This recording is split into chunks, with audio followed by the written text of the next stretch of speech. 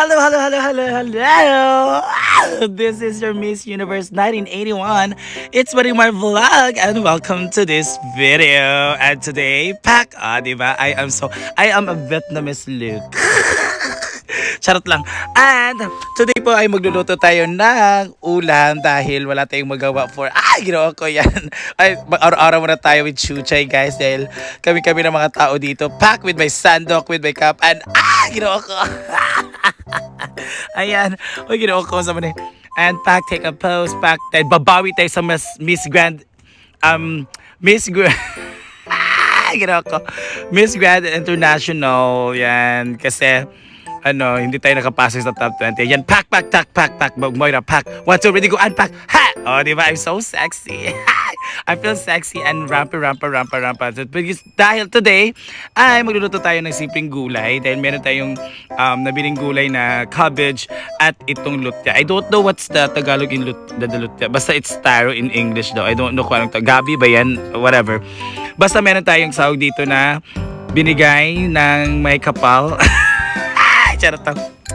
May tayong mga karne for sahog. We also have cabbage na binili sa market. Ito pa yung meron tayong karne pala dito kasi courtesy of Ate Marie. Yan.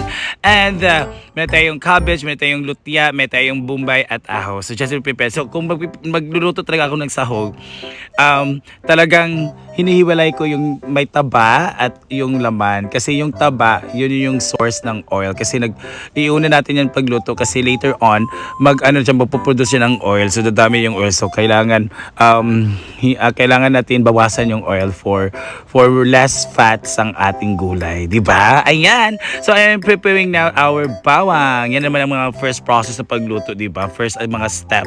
First step is to prepare. Yan is slice ang mga spices like bawang and bawat sibuyas ng ang spices natin ngayon.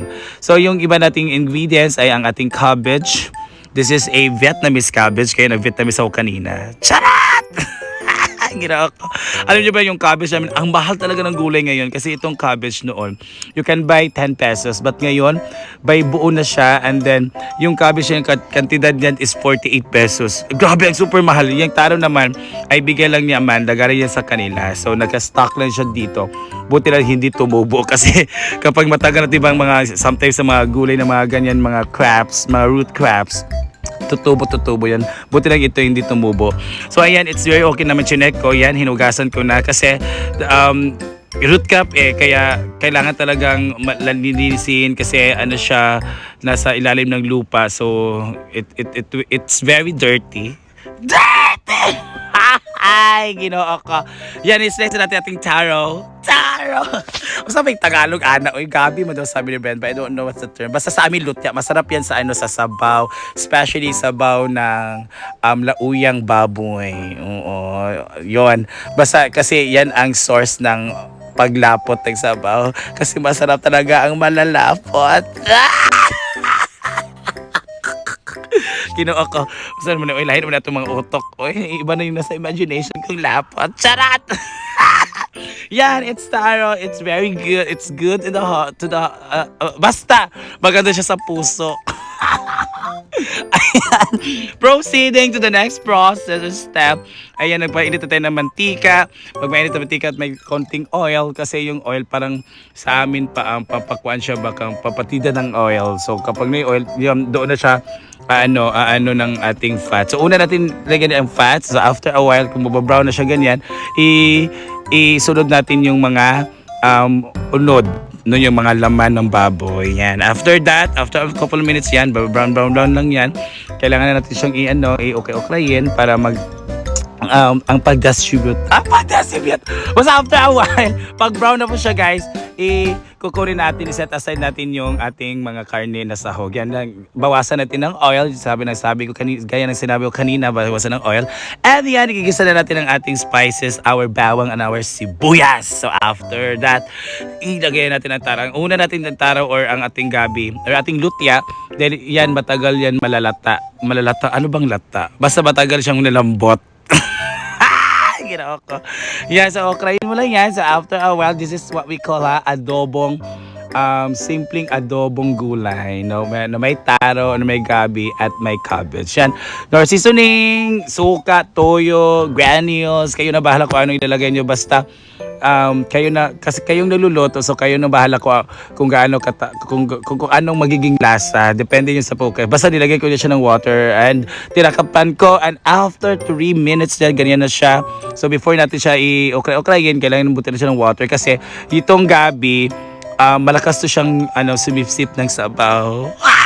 Sana all malakas sumipsip ng sabaw. Ay, ginoo. Ayan. So, ilagay na yung water. And, nag-add lang ako ng toyo at suka kasi tinikman ko siya, it's matabang. So, nag-add lang ako. And, ilagay na natin ating sinasaside na kasawag na karni and ang ating cabbage, of course. Ayan, ilagay natin. So, na-underestimate ko tong akawain natin kasi hindi na siya kasya.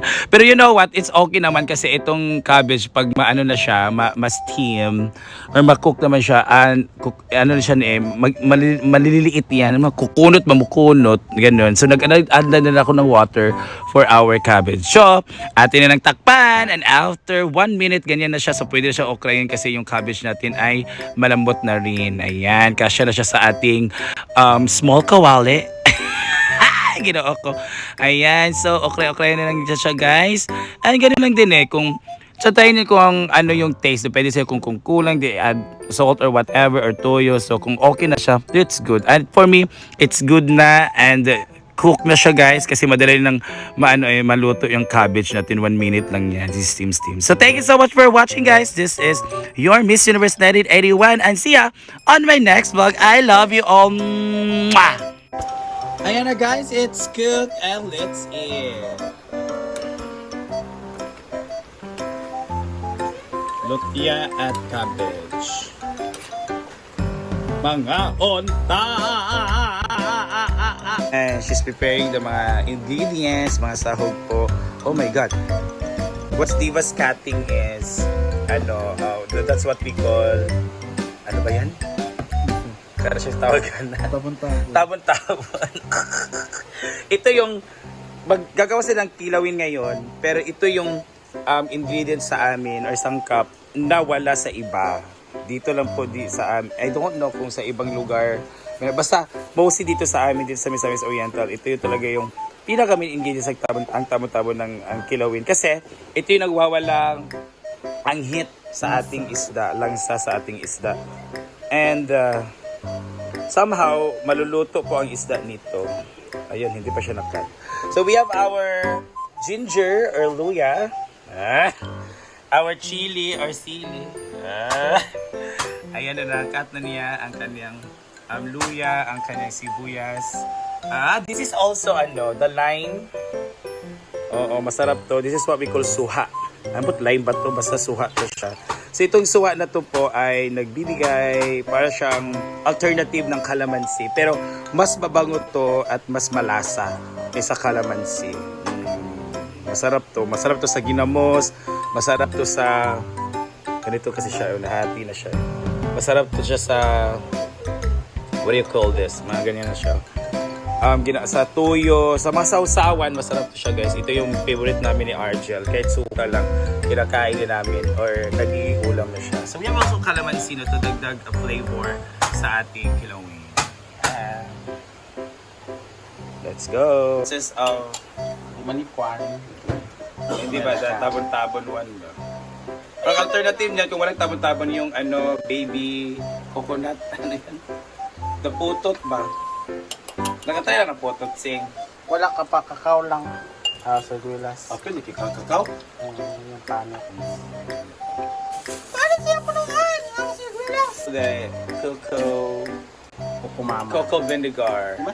Yan. Or tuba.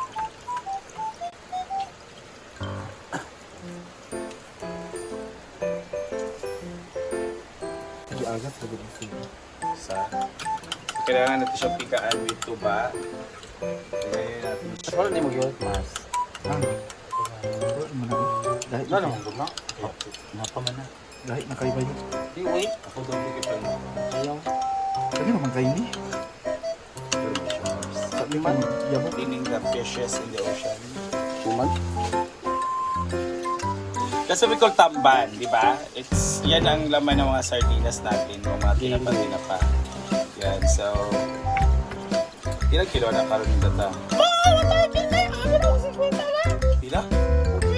Kamahal ba mo yung 130? Noon, yung tamban dito sa amin, it's only 10 pesos per kilo, 5 pesos per kilo. Yung iba nga pangbibigay na. Pero ngayon, ang mahal na kasi, kukunti na siya sa dagat, di ba? Hindi. Tuyo. May tuyo na Ito yan. tuyo. Ay, bugbulag. Okay, mo pagtiga.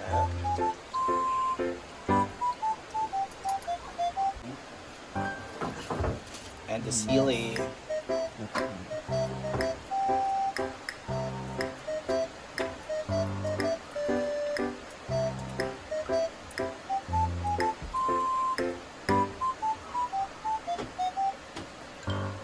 And tiga one.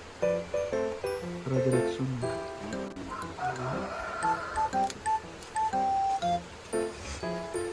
Years na po nagkikilaw si Diva. Kasi Diva ganyan usahan siya magkilaw. Talagang masarap. And mostly Ansing's favorite kilawin is bangos. Di ba, Sing? Ano na ba yung bangos, Sing? Ang pusit kasi is matagal siya mulata. Kailangan po siya ibabad, di ba, sa suka. Kasi magiging ano siya. Ay, kung ma-over naman babad, magiging ano siya, parang bubble gum. Sing na. Ano di, oh? So ito mga baby squid may ko lami. Pero ano bangus man? Kaya sige magkapayitag bangus. Ay okay, matunaw naman sa suka yung ano ng mga buto-buto. Yan, halo-halo na po natin ng isda, suka, nag-asin na pa, Mars?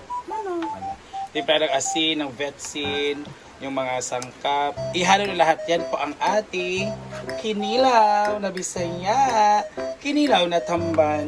Hatid sa inyo ni Odiva at Yaya Hana. Go!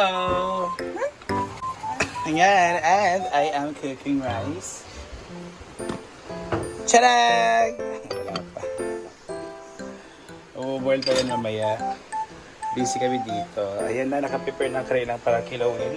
The sauce made by Diva. Ingredients are, this is what we call the panakot. Pero sa inyo isang cup or I don't know if the spices term is right. Pero spices mas yun siya. Yung sinasabi ko sa inyo dito. And ang ano na ni Ansing ang kanyang isda para sa ating main. This is the main ingredients for our dish kilawin tatay. Ito yung suka. Busy siya po sa kanyang vlog. Nami-make siya ng spices sauce churro. Ito yung pinakamasarap.